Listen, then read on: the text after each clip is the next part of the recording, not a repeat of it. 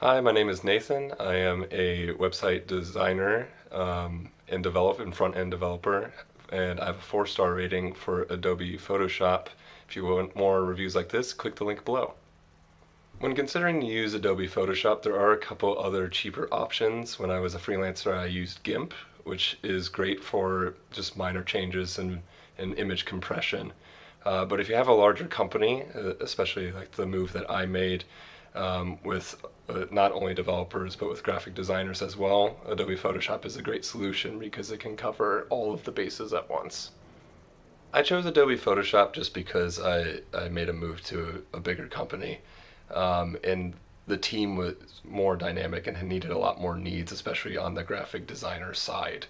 For developers, we could use some of the more freemium software, but when it comes to the actual graphic designers know what the tools that they like, and moving to that sort of team, we had to bump it up to the Adobe suite in Adobe Photoshop. Onboarding for Adobe Photoshop is fairly easy. The Adobe does a great job of helping you get started with a lot of different tutorials and also walking you through the setup process for your business.